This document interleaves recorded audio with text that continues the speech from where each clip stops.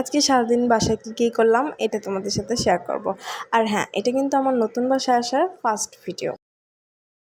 Hello, আসসালামু আলাইকুম সবাইকে। সবার কী অবস্থা, সবাই কেমন আছে? এই তো আজকে ঘর গুছানো দিয়ে ভিডিওটা শুরু করছি।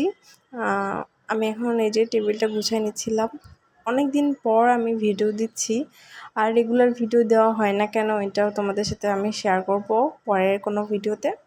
সো আজকে আবার কালকে যেটা রান্না করছিলাম ওইটা গরম করব। আজকে রান্না করতে হয় না আমার, আজকে একটু ফ্রি ছিলাম। এখানে মাছের তরকারি ছিল, এটা আমি গরম করতে দিলাম। দেওয়ার পরে কালকে রাতের যে থাল বাসনগুলো ছিল সেটা আমি মেজে নিচ্ছি। আচ্ছা, আমি কোনো কাজ করবো আর সেখানে কোনো অকাম হবে না, এটা তো হইতেই পারে না। সো আমি এই চালটা এই ডিব্বার মধ্যে ঢালতে যাই, ফালাই দিছি। আমি নিজেই আমার নিজের কাজগুলো বাড়াই, মানে এই যে চাল তুলতে আমার অনেকটা সময় চলে গেছে এখানে। মানে কী বলবো, যখন আমি একটু তাড়াতাড়ি করার ট্রাই করি তখনই আমার সাথে এইরকম। আচ্ছা, তারপরে আমি ডালটাও গরম তুলে দিয়েছি, আর ডালও বলক চলে আসছে।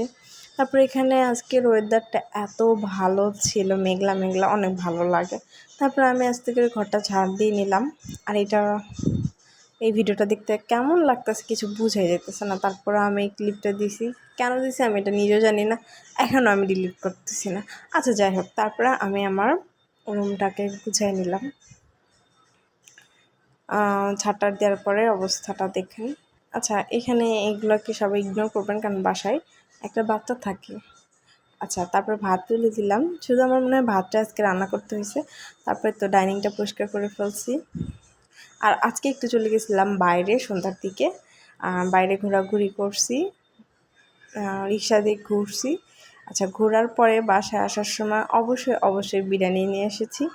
আর বিরিয়ানি নিয়ে এসেছি, বিরিয়ানি খাই, রাত্রে ঘুমাই গেছি। আজকের ব্লগে একটু টাটা সবাইকে।